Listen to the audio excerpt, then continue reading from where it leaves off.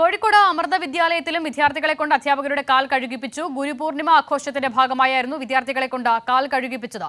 ഈ മാസം 4-ാം തീയതിയായിരുന്നു സംഭവം. ദൃശ്യങ്ങൾ അമൃത വിദ്യാലയം വെബ്സൈറ്റിൽ പങ്കുവച്ചിരുന്നു. ചേതൻ സാജൻ ചേരുകയാണ്. ചേതൻ, വീണ്ടും സമാനമായ സംഭവം റിപ്പോർട്ട് ചെയ്യുന്നു. വിവരങ്ങൾ. ഈ മാസം 4-ാം തീയതിയാണ് ഈ കോഴിക്കോട് അമൃത വിദ്യാലയത്തിലും ഇത്തരത്തിൽ പാദപൂജ എന്നോണം സ്കൂൾ വിദ്യാർത്ഥികളെ കൊണ്ട് അധ്യാപകർ കാൽ കഴിപ്പിച്ചത്.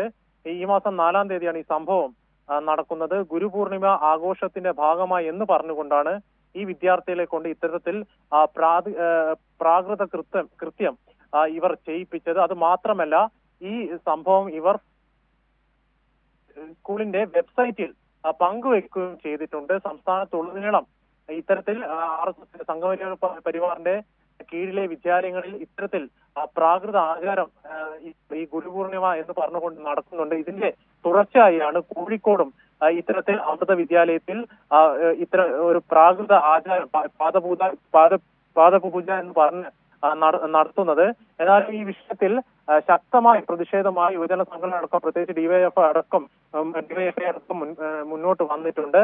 സംഭവത്തിൽ ഈ സംസ്ഥാനത്തുടനീളം ഇത്തരത്തിൽ നടക്കുന്ന ദുരാചാരങ്ങൾക്കെതിരെ വിദ്യാഭ്യാസ മന്ത്രി വി ശിവൻകുട്ടി റിപ്പോർട്ടും തേടിയിട്ടുണ്ട്. അസിത.